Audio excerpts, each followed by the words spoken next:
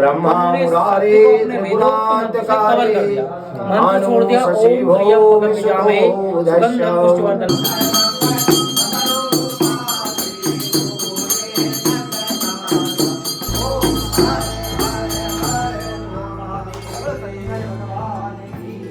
नमस्कार दोस्तों, ट्रैवलर अड्डा में एक बार फिर से आपका बहुत बहुत स्वागत है।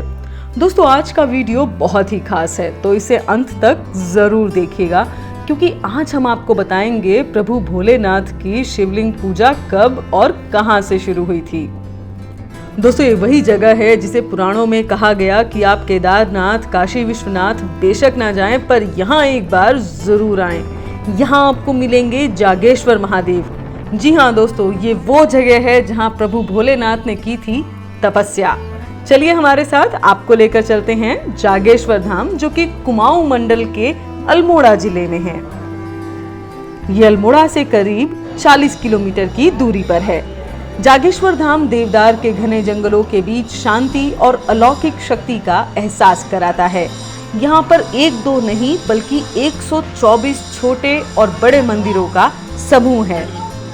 एक जैसी बनावट, एक सी शैली और एक जैसा रंग अपने आप में खास नजर आता है, जो देखने में बिल्कुल केदारनाथ मंदिर की तरह ही लगते हैं। यही वजह है कि जागेश्वर मंदिर अपनी वास्तुकला के लिए देश और विदेश में विख्यात है। ये मंदिर खासकर भगवान शिव और अन्य देवी देवताओं को समर्पित है। जैसे ही हम मंदिर परिसर में पहुंचते हैं तो यहाँ पर दो भव्य मंदिर नजर आते हैं, जहाँ पर भगवान जागेश्वर विराजते हैं। इसके अलावा यहाँ योगेश्वर यानी जागेश्वर, मृत्युंजय, नवदुर्गा, सूर्य, नवग्रह, लकुलोश, केदारेश्वर, बालेश्वर, पुष्टि देवी, कालिका, लक्ष्मी देवी के मंदिर मौजूद हैं। वही मंदिर परिसर यज्ञ की आहुति से निकलने वाली खुशबू से भरा रहता है।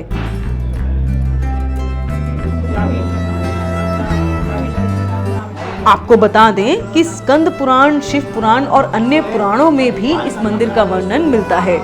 लिंग पुराण में भी इस मंदिर की नक्काशी, शिलालेख और वास्तुकला का जिक्र है। मान्यता है कि सबसे पहले भगवान शिव की लिंग रूप में पूजा जागेश्वर धाम में ही हुई थी। यही वजह है कि जागेश्वर धाम को ज्योतिर्लिंग भी माना जाता है। यहाँ पर 125 मंदिरों का ग्रुप है, जिसमें मुख्य मंदिर ज्योतिर्लिंग जागेश्वर, महामृत्युंजय, पुष्टि भगीरथनाथ, 4 मुख्य मंदिर हैं। बाकी अन्य जो है 108 शिवलिंग हैं और 16 अन्य देवी देवता हैं। और ये धाम की प्रधान अखंड ज्योति है, क्योंकि इनके बारे में कहा जाता है कि इन राजाओं के द्वारा यहाँ पर 8वीं शताब्दी में आकर के मंदिर में पूजा की व्यवस्था कराई गई थी और स्वतः अपनी प्रतिमाएं स्थापित कर गए थे। और 365 गाँव भगवान जागन्नाथ जी को दान स्वरूप यहाँ पर दिए गए थे, जिससे एक गाँव के एक दिन की पूजा की व्यवस्था रहती थी। और उन्हीं के द्वारा ये अपनी प्रतिमाएं भी स्थापित की गई हैं। अखंड ज्योति भी उनके द्वारा प्रज्वलित है, जो लगभग 1300 साल से जल रही है। जागेश्वर नाम है इस स्थान का। जागेश्वर स्थान का नाम इसलिए पड़ा कि वहाँ पर भगवान शंकर जागृत रूप में थे, इस स्थान का नाम जागेश्वर है। और भगवान का नाम नागेश्वर है। नागेशम दारुका बने स्पष्ट वर्ण है, नागेशम। पहला शिवलिंग है जो हमारे पूरे भारतवर्ष में 12 ज्योतिर्लिंग है। पुष्प लेके भगवान गणेश जी का ध्यान कीजिएगा। काफी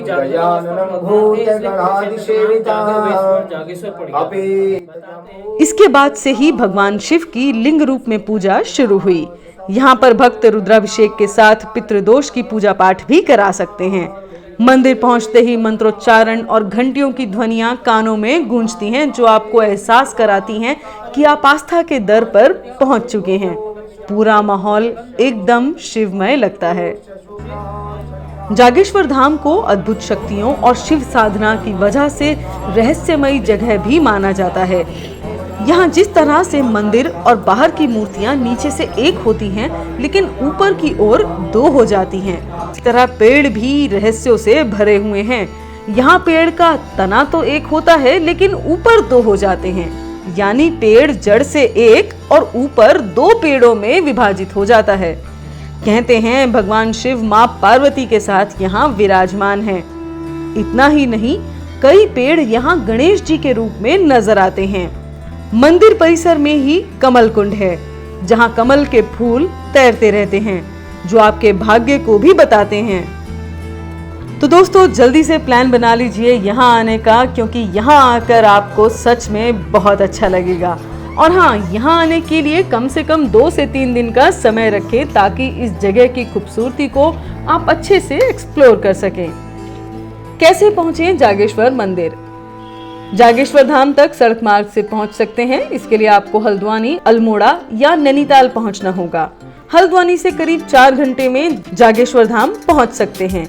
जागेश्वर धाम पहुंचने के लिए सबसे नजदीकी रेलवे स्टेशन काठगोदाम है, जहां सभी जगह से ट्रेन आती हैं। इस स्टेशन से करीब 4 से 5 घंटे में आप जागेश्वर धाम पहुंच सकते हैं। बीच में आप चाहें तो नीम करोली, नैनीताल और गोलू देवता के भी दर्शन कर सकते हैं। बस और टैक्सी से मंदिर तक पहुंच सकते हैं। यहाँ ठहरने के लिए भी आपको चिंता करने की कोई ज़रूरत नहीं है। यहाँ खाने पीने से लेकर ठहरने की अच्छी खासी व्यवस्था आपको मिल जाएगी। और अगर अभी तक आपने चैनल को सब्सक्राइब नहीं किया है तो ज़रूर कर लीजिए। बने रहिए हमारे साथ, फिर मुलाकात होगी आपसे जल्द। तब तक के लिए अपना ख्याल रखिए।